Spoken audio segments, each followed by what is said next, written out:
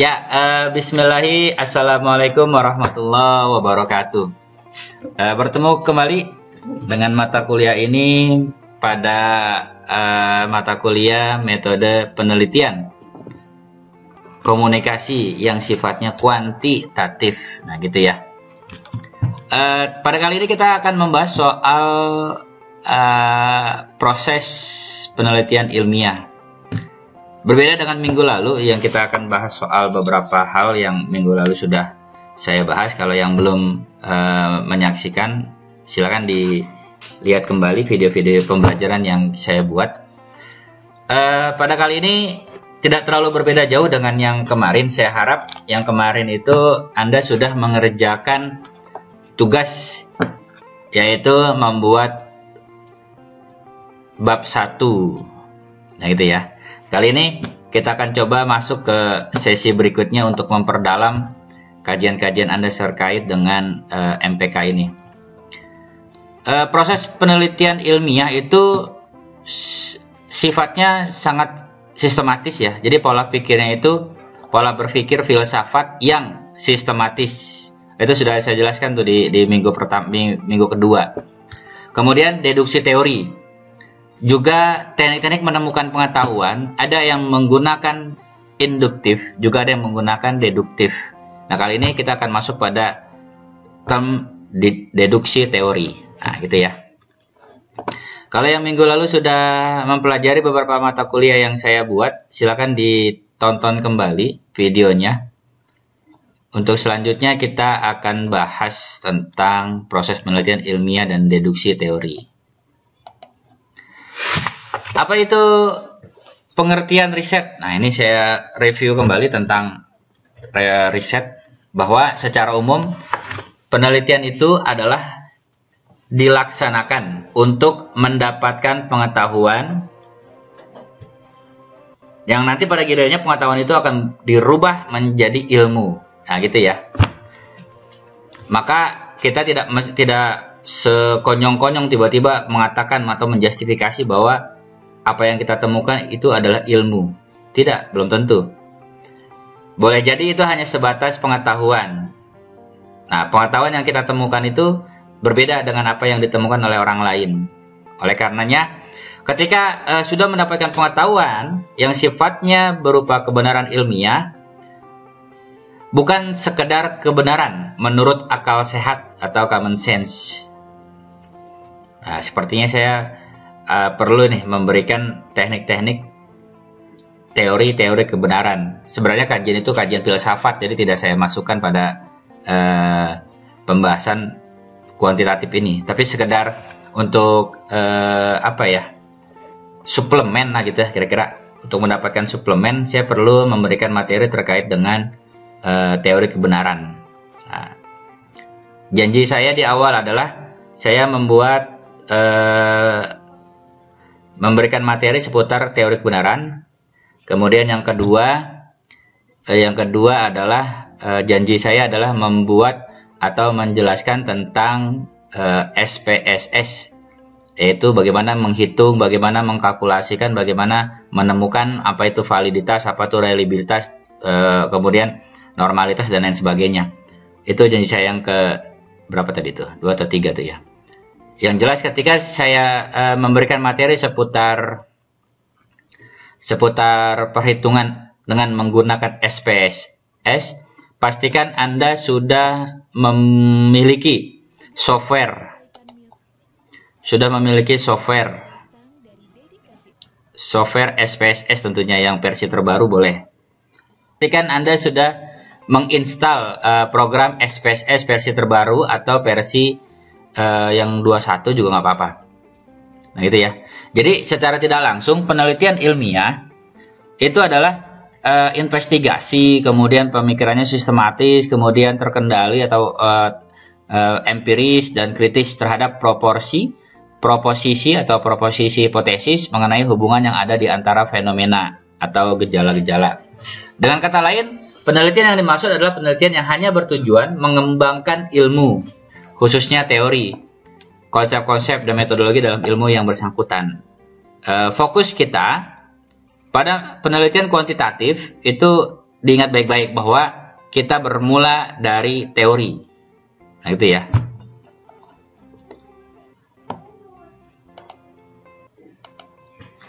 Kemudian sebagai sumber ilmu pengetahuan, penelitian ilmiah dituntut untuk mendapatkan hasil pengetahuan yang sifatnya objektif.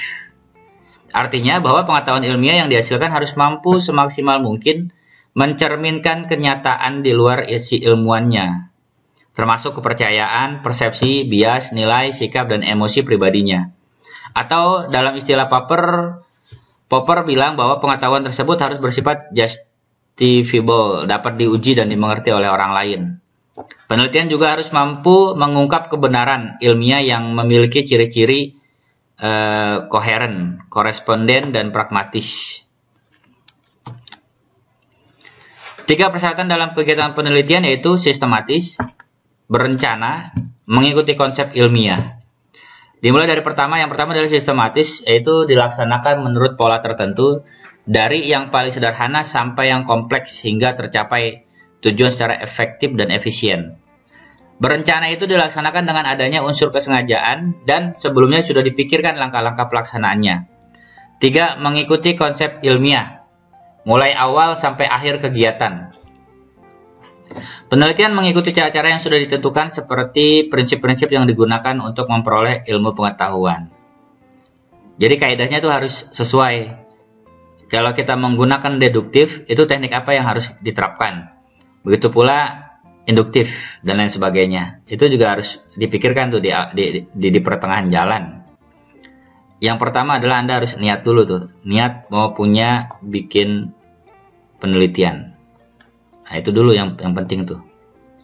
Karena tanpa niat sulit kita untuk melangkah lebih lanjut. Jadi teknik awal adalah teknik menemukan niat. Kalau Anda sudah melalui bab niat, langkah berikutnya tuh gampang tuh. Insya Allah. Kemudian prosedur penelitian. Secara garis besar langkah-langkah penelitian itu dibagi dalam 3 hal. Yaitu pembuatan rancangan penelitian, pelaksanaan penelitian, dan pembuatan laporan penelitian. Ya, seperti yang sudah saya janjikan, yaitu susunan atau sistematika. Penyusunan proposal penelitian itu terdiri apa saja. Nah, itu sudah saya janjikan. Nah, kali ini saya akan coba untuk membuat video lagi untuk membuat bagaimana menyusun proposal penelitian, apa saja yang harus dipersiapkan dan sub apa saja yang perlu dimasukkan. Nah, itu nanti setelah video ini baru akan saya buat lagi. Kemudian yang kedua, pelaksanaan penelitian, yang ketiga laporan penelitian. Secara lebih terinci, langkah-langkah penelitian adalah memilih masalah, menentukan masalah apa yang diteliti. Nah, ini dia yang memilih masalah. Memilih masalah berulang kali sudah saya terangkan bahwa dalam menemukan masalah Anda harus menemukan dulu dasen dan dasolen. Kemudian menentukan masalah. Menentukan masalah itu perlu diberikan sebuah indikator atau indikasi bagaimana masalah itu tercipta. Maka indikasi itu sifatnya pernyataan, bukan pertanyaan. Yang kedua, studi pendahuluan. Studi pendahuluan dilakukan hanya untuk mendapatkan informasi awal, baik data-data yang bersifat empiris, baik data-data yang berasal dari file riset atau dari lapangan, atau dari perpustakaan. Anda tinggal pilih itu 2 hal. Kemudian yang ketiga, merumuskan masalah. Yang keempat, merumuskan anggapan dasar. Anggapan dasar ini adalah sesuatu yang diyakini kebenarannya, berfungsi untuk tempat berpijak. Yang B adalah hipotesis, merupakan kebenaran sementara yang ditentukan oleh peneliti, tetapi harus dibuktikan atau diuji kebenarannya. Ya gitu ya. Ya namanya hipotesis. Hipotesis kan sifatnya dugaan. Jadi dugaan itu kita harus buktikan itu. Jangan sampai ketika kita menduga-duga tapi tidak dibuktikan. Kenapa kita harus membuktikan? Karena dikhawatirkan ketika kita sudah menciptakan suatu serangkaian hipotesa, itu jika tidak dibuktikan secara empiris, itu akan merusak tuh. Merusak apa? Merusak pemikiran. Karena kerjanya hanya seujon aja. Jadi kuantitatif itu bermula dari seujon, gitu kira-kira. Ya namanya hipotesa. Jadi Anda harus buktikan hipotesis itu ya. Yang kelima adalah memilih pendekatan, menentukan metode atau cara mengadakan penelitian seperti eksperimen atau non-eksperimen. Tetapi di samping itu juga menentukan jenis atau tipe penelitian. Ditinjau dari segi tujuannya, apakah studinya sifatnya eksploratif, deskriptif, atau historis. Selanjutnya menentukan variabel dan sumber data. Langkah ke-6 ini itu menjawab pertanyaan. Nah, ini wajib nih. Jadi ketika kita mau melakukan penelitian, itu yang pertama harus dijawab pertanyaannya adalah apa yang akan diteliti. Biasanya kalau Anda mengajukan skripsi itu di sang dosen mencoba menanya nih, ini apa yang diteliti? Nah, gitu tuh. Itu Anda harus jawab itu di awal. Yang kedua adalah dari mana data diperoleh. Data diperoleh itu sumbernya hanya dua, sampai sejauh ini dua ya. Yang pertama adalah file research, yaitu data diperoleh dari lapangan. Kemudian yang kedua adalah library research, yaitu data diperoleh dari perpustakaan. Perpustakaan itu sumbernya pertama buku-buku, kedua jurnal, baik yang terakreditasi atau non terakreditasi, tapi saya sarankan yang terakreditasi. Kemudian majalah, koran, dan lain sebagainya. Itu adalah library research. Kedua hal di atas ini diidentifikasikan secara jelas agar tepat dapat ditentukan apa yang akan digunakan dalam mengumpulkan data. Nah, yang selanjutnya, yang ketujuh, menentukan dan menyusun instrumen. Instrumen tergantung dari jenis data atau dari mana diperoleh instrumen untuk mengukur data. Yang kedelapan, mengumpulkan data. Ini pekerjaan sukar karena bila data yang diperoleh diolah salah, maka kesimpulan dan hasil penelitiannya pun ikut salah. Dan itu bahaya itu. Kalau misalnya kesalahan tersebut tetap diterapkan, kemudian dipustakakan, nah itu bahaya tuh bagi generasi berikutnya, pasti akan mengikuti tuh. Kalau yang di awal salah, maka ke bawahnya itu salah tuh. Nah, itu bahaya. Maka kita harus hati-hati saat mengambil data dan menguji data. Yang ke-9 adalah analisis data, yaitu menganalisis, membuktikan ketekunan dan pengertian terhadap jenis data. Jenis data akan menuntut teknik analisis data. Teknik analisis data yang berbeda-beda. Misalnya gini, misalnya judul Anda adalah pengaruh X terhadap Y. Nah, itu teknik analisis datanya itu tergantung tuh. Kalau misalnya X-nya ada 2, berarti Anda mesti pakai teknik regresi linear berganda. Kalau satu ya regresi. Tapi kalau di judul awalnya menggunakan kata hubungan, berarti teknik analisis datanya Anda gunakan yang lain. Kalau mencari pengaruh, itu sudah pasti ada hubungan. Tapi kalau ketika Anda meneliti hubungan, itu belum tentu ada pengaruh. Kalau pakai pengaruh, berarti teknik analisisnya adalah regresi. Kalau variabelnya 1, X-nya 1, variabelnya regresi linear. Kalau 2, X-nya 2, analisis datanya menggunakan regresi linear berganda. Nah, gitu. Jadi, maka di awal saya terapkan untuk menggunakan judul dengan menggunakan kata pengaruh di awal dari judul. Itu untuk mempermudah Anda tuh untuk menemukan teknik analisis datanya. Nah, nanti di susunan proposal penelitian ada sub bagian teknik analisis data. Anda masukkan itu teknik analisisnya. Yang 10, menarik kesimpulan. Nah, seperti yang di awal saya terangkan bahwa kuantitatif itu hasil penelitiannya atau kesimpulannya itu mampu mengeneralisir, berbeda dengan kuali. Nah, ini kelebihan dari kuanti itu adalah itu. Yang ke-11 adalah menyusun laporan. Nah, ini laporan ini maksudnya adalah ketika Anda sudah selesai melakukan penelitian, Anda susun itu dalam bentuk laporan, dalam bentuk jurnal.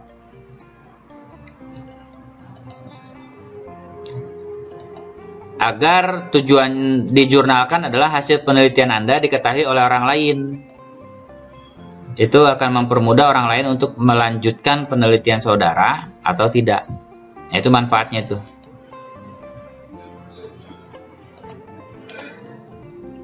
Menurut Henry, dalam bukunya Kriantono, dia mengatakan bahwa riset bertujuan menemukan hubungan di antara fenomena atau analisis yang akurat dan sistematik terhadap empiris. Ilmu pengetahuan dengan demikian bertujuan menjelaskan suatu fakta. Nah, jelas ya.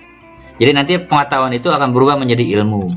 Dan ilmu pengetahuan tujuannya adalah menjelaskan suatu fakta dan memahami hubungan antar fakta.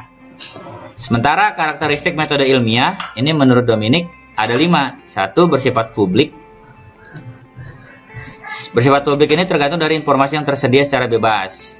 Riset harus menginformasikan metode risetnya kepada orang lain. Selanjutnya objektif. Yang C empirikal, yang D sistematik dan kumulatif. Yang E adalah prediktif, yaitu memprediksi. Ya, jadi hasil penelitian kuantitatif itu juga mampu memprediksi perilaku. Jadi seperti yang kita ketahui bahwa dampak dari komunikasi itu adalah 3 hal.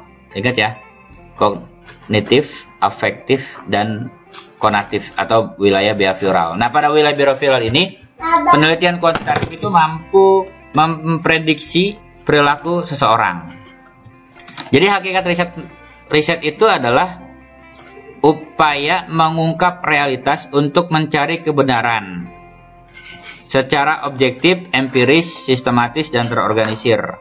Hasil dari riset adalah menciptakan dan mengembangkan ilmu pengetahuan. Artinya, riset adalah operasional dari metode yang digunakan untuk memperoleh pengetahuan secara ilmiah.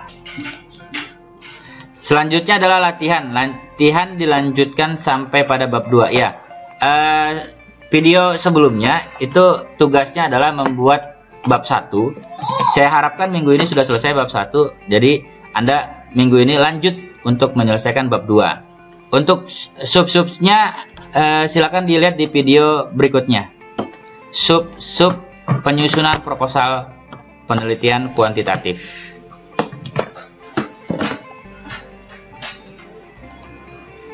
Selanjutnya adalah terima kasih.